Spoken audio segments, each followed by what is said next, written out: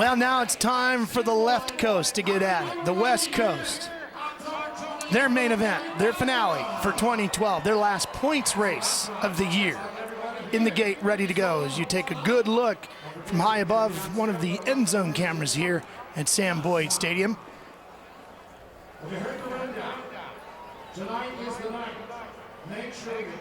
Oh, five-time watching tonight. Yeah, Mickey Thompson, that's right. Yep, I remember those days too, Jimmy. I remember broadcasting races when Jimmy was racing in the Mickey Thompson Stadium Series. He was just an ultralights racer back in the day. Remember the little ultralights? Yeah. Did you have the same hairdo then as same you do one, now? Did still run a factory equipment paint here. Just making sure. Dude, this is original factory paint. Don't you worry about that. All right. Yeah. See, that's my only comeback. You guys been bagging. That's all you got? Hey, I rode one of those MTEG events in '89. Ultracross. Yeah. Open face helmet? No, actually, I just went to a full face. I was holding out. But. And a lot of guys that are here as team managers now and involved in Supercross, former Ultracross guys back then. Jim Hollywood was a part of that, and Larry Brooks was a big Ultracross racer. So yeah, but not anymore. These guys, our program of bringing amateur motocross racers up into Monster Energy Supercross, it's incredible now, and you see the talent. Look at these guys that are on the line. I mean, these guys were the top amateurs. They're all funneled here into the lights division, split up to an east and a west coast, and just phenomenal talent. You know, it's great how they groom the amateur riders to pro, and it shows with a rider like Eli Tomac, who signed to Geico Honda as an amateur, became a pro last year, almost won the West Coast title here. Second year, ends up with the lights title, so it's working. And you can see that, like you're saying, Jeff, because when these guys step up into the bright lights of Monster Energy Supercross, they are ready to win. Yeah, and Look I had to race. Barsha. Yeah, I had to race those Mickey Thompson events. I was an amateur, basically, just turning pro. These guys like Holly have been riding for 15 years. Yeah. At least these guys get to race against, guys their own age group. Yeah. I love you, Hollywood, though. Always a great smile, friendly face around here, around Supercross. Well, there is Eli Tomac, and to his right is Marvin Muscan on that number 38. That's Ken Roxon's Red Bull KTM teammate. Here we go.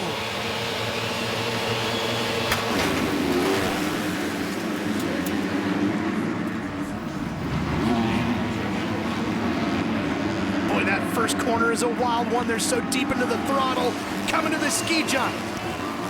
Someone is bringing their A game, guys. The champs. Yeah. The Geico Honda team ready to go tonight. We saw Barsha win, his stablemate right there up front, and Sipes has issues. He's on the 53. And he went down to Billy Laninovich, who's actually filling in on that Troy Lee Honda bike, the Lucas Oil bike. And let's take a look at the replay, see what happens. Down Monster Alley. Oh, there's Wilson coming in there. Wilson got into him. And then see Laninovich there, the 232 comes from the top side. Wilson's on that number 15, the green Kawasaki, and Billy just had nowhere to go, and Laninovich got caught up in it. Sipes, one of the fastest qualifiers here today. Former East-West shootout winner. Martin Davalos runs in second on his number 31.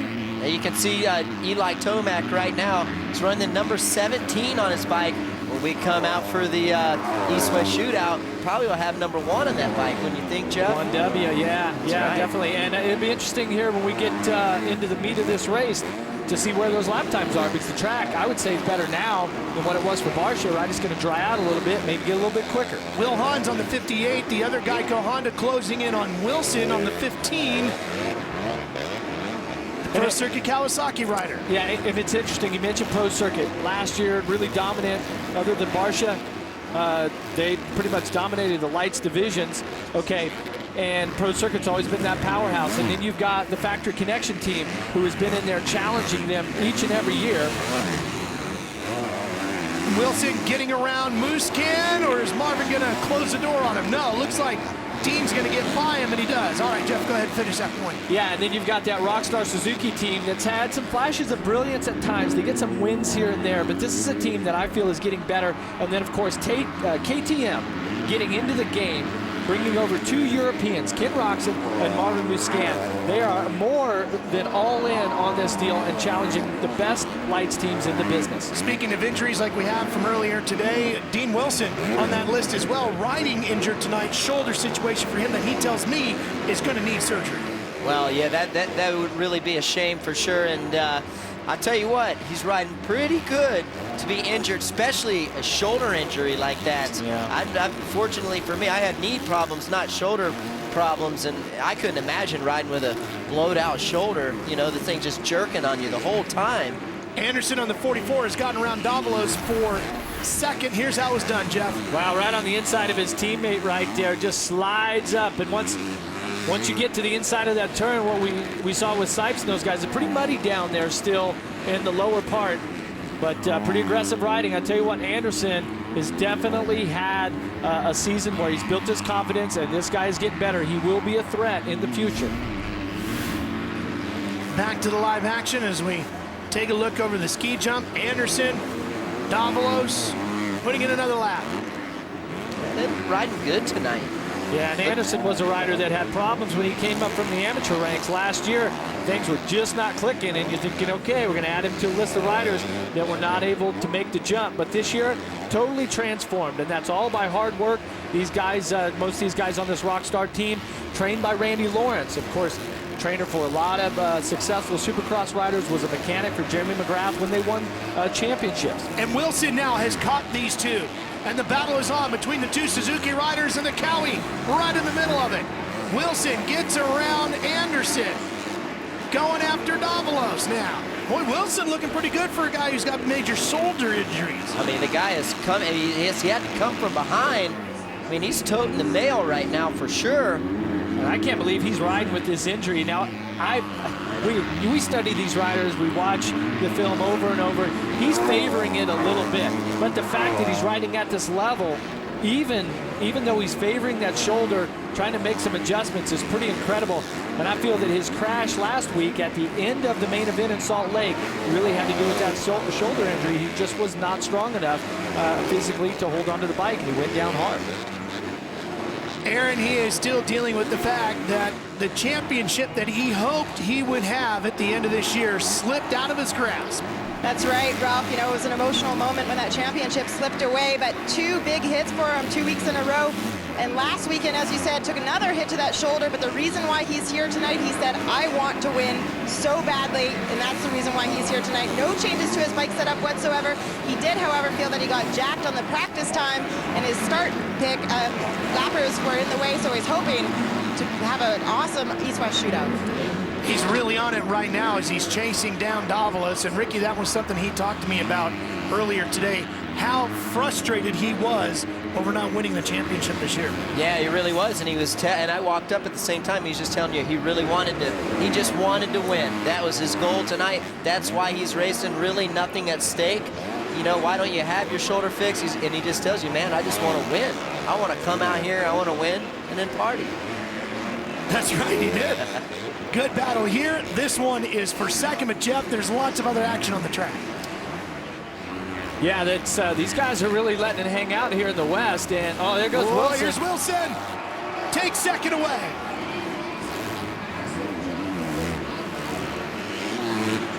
Wilson now starts to work his way past Davalos and gap him. And Jeff, let's go to that replay now. Yeah, let's take a look here as Anderson's making his way past Muscan. Watch, he's going to come right over here. Watch, he's going to run him high all the way over there, all the way to the tough blocks. Make sure there's no chance of retaliation, and Muscan gets caught on this tough block right here, loses all his momentum, loses a bunch of time, and eventually goes down. Then this is Wilson getting around Davalos. Yeah, right here you can see Davalos misses that triple after the double out of the corner. And hasta la vista, Wilson goes by him. Just little mistakes like that, you know, I mean, clips the 10-foot double, doesn't get enough drive to do the little triple there. And yeah, the little triple. Know, and both the big triples here are booters. I mean, they are really launching these guys booters? out. What's a boot? Booters? Oh, I've It's a seen you technical get term. booted off of the bike a couple times. I'll show you a replay next week. All right? There you go. How about Tomac, Jeff? I think, you know, if you look at video from him last year and look at him this year, I mean, really come out of the shell. Even personality-wise, he's fun to watch when he gets an interview. You know, he speaks well. He's confident, you know? Yeah. It's pretty cool. And he really thinks about what he wants to say. He's got some great people around him. Of course, his parents, John and Kathy, has been coached by multi-time arena cross champion Buddy Antonez. We ran that feature a couple weeks ago on that. He's a rider that is very coachable. And a lot of times, you know, now that we're starting to get older, you start to realize, you know, teenagers a lot of times don't like to be told what to do. No. And so if you're, you know, a professional Supercross rider, it really is about being coachable, and he's done that. They ask him to eat lima beans, he eats lima beans, you know, one of those things. And he works hard, and he deserves all of the success that he's getting, and he definitely is, you know, he came out of his shell. Well, and he grew up with great genes, and that's probably a big part of it. His dad, world champion mountain bike racer, and so a lot of that comes from watching what your dad does. But also, Ricky, he said at the press conference today, when he was earlier this week, when he was asked why he got into moto and not into mountain bike racing, he said he grew up watching you as his early hero as a child, and that's how you were as well. Absolutely. I grew up watching the guys and, you know, wanted to be like them. You know, see, you know, whether it be Jeff Ford, Damon Bradshaw, Johnny O'Mara, Rick Johnson, you know, guys like that. You know, you see these guys, you're like, man, I want to be like them. And you just set your sights to it and work as hard as you can. Hopefully someday you could be where they once were. And he's making it happen. Davila is trying to close back up here. See if he can give Wilson a run for that fight for second. Yeah, and it's really closing up because just behind Davalos is Will Hahn, Tomac's teammate. They're starting to close it up here. Wilson's going to have a little bit of company, and I wonder if Wilson physically is kind of just starting to wear down. I doubt if he's been able to ride very much during the week, but he's hanging on. He put out a big effort at the beginning of this moto, but he's going to have to fight all the way to the finish. We've got a little less than 6 laps to go. Well, and that's a very good point, Jeff. You know, a lot of athletes will take time off during the week, get themselves rested up, and then get back into practice. These guys will put days and days and days of laps. Yeah, Supercross is one of those sports where you have to ride consistently, frequently, a little bit every day, as opposed to, you know, some other forms of racing where you just basically get in the race car or on the race bike on race weekend. Watching Wilson at Seattle. This is up in Seattle. Him and Tomac come together. That's where the shoulder was injured. Earlier in this race, I talked about this big crash in Seattle where he just didn't seem like that he had the strength to hold himself in the proper body position. He went down hard, and there's the agony of defeat. Meanwhile, Tomac out front, 6.5 second lead, past the halfway point here. Just 5 laps remaining. Boy, these two Geico Honda riders, Barsha and Tomac, what an impressive pair they are. Champion holds the final transfer spot in 9th. Remember again, the top 9 out of this main event, this season finale, will go straight to the shootout. Everybody else to the last chance qualifier for that. Yeah, essentially for the shootout, these main events are considered like the heat races, but we will have an LCQ for these riders to get into the shootout. Of course, these young guys, they want to get in there, they want to ride that shootout and be part of that premier, the top 20 lights Supercross riders in the world. So LCQ bound to be a great race again here tonight, especially with all these 180-degree turns. It's all about the block pass, especially coming down on a monster alley. Hey, love the 180 corners because you know something's going to go down. It makes for great racing. It's not as one line. Whoa, look at that. Will Hahn going to sneak to the inside. Got the 831, pardon me, of Smith there. Oh, Hahn comes right up into him. Hahn comes right up into him, and Will goes past. Move him to 3rd. 180-degree turn.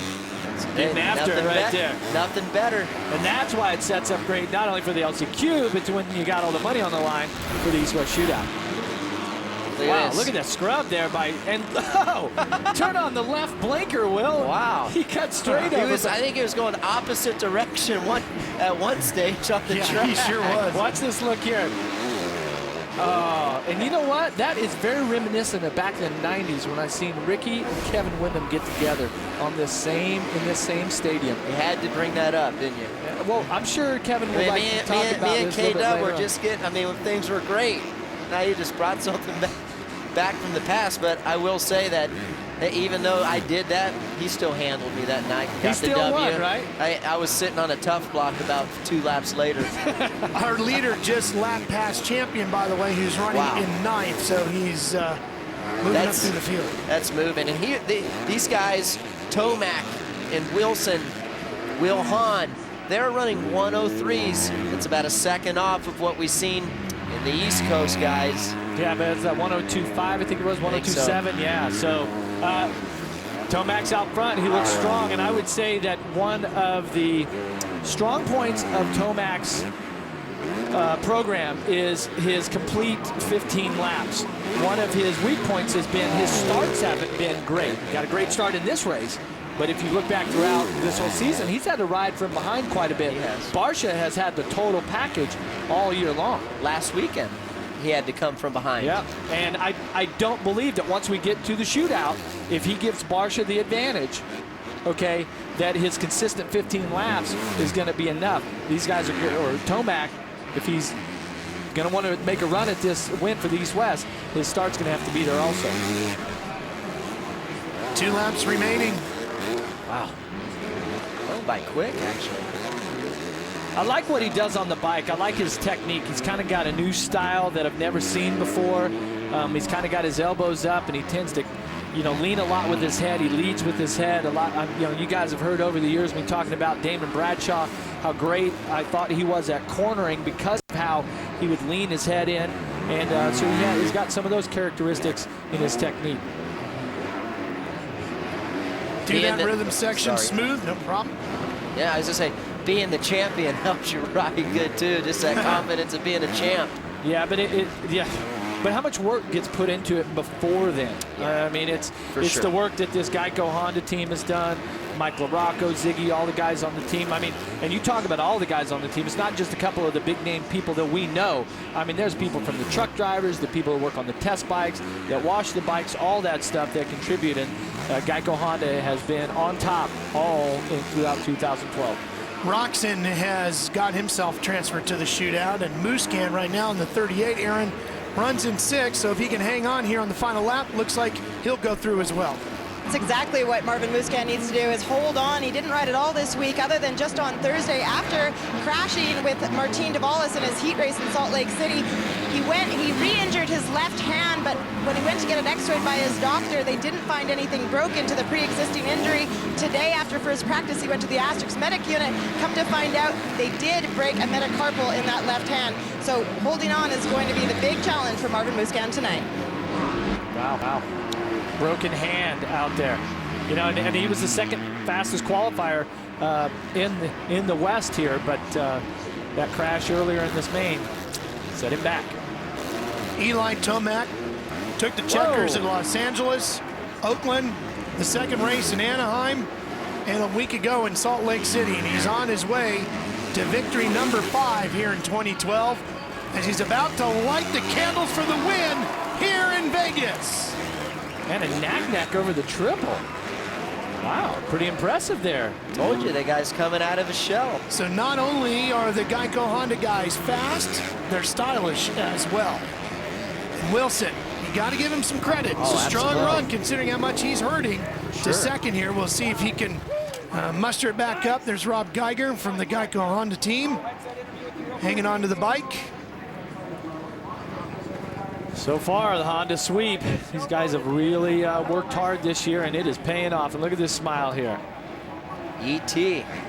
Getting used to it. Just becomes repetition, doesn't it? See that he wears earplugs. Look at this. What a season it's been for that Geico Honda team. 2 years now, with Barsha taking the titles 2 years in a row. Those are the number plates you're going to see when we get to the shootout. 1E for the East for Barsha, 1W, Tomac for the West. Same thing in the recap of this one, Jeff. Once the Geico Honda rider got out front, off they went, and this time it was Tomac. Wilson, aggressive and fast. Got ugly for a few riders. The Sipes goes down. Laninovich filling in for the injured Cole Seeley and Baker, Travis Baker. Wilson getting by Muscan. And he would continue to charge up through the field. That was one of the more aggressive moves. Yeah, Anderson taking Muscan a little wide there. And Anderson gets his own, I'm sorry, this is Davalos. Will Hahn getting to the inside of him, even through the lapper. Pretty impressive. Another pass made here by Tomac on his way to the checkers as he wins again in 2012. Scott Champion will get the final transfer spot. Landon Powell will lead everybody else to the LCQ. Okay, Eli Tomac, we saw you run the 17 here. I guess the 1W is going to be sported when we get to the shootout. Congratulations on another win. What did you learn from that will set you up when you go back and talk to your mechanics some more? We definitely found out where the good gates were. There was some good traction in a couple gates where my teammate was and where I was in that first main event. So, man, I actually almost went too hard there at first. Like, I put on way too much of a sprint. I started kind of locking up a little bit midway, and luckily I had that little gap to kind of chill out and get myself back together. Eli, I know it's going to be pretty competitive when you get back to the Geico Honda rig. Are you and Justin Barcia going to watch film separately, or you guys do that together and work as a team on this? Hey, it's the East West shootout. We're going to go bar to bar. That's right. Yeah. West is the best. Hey, come on, Eli. Hey, champ, I want to know, wait, you got something for Bam Bam? If he goes Bam Bam on you, what's it going to be like? Hey, He's your teammate. If he goes Bam Bam, I'm going Bam Bam. That's right. All right. Yes. Yeah. We love it. We love it. All right. Good job, Good man. luck. Okay, All right, Eli, we'll see you a little later on.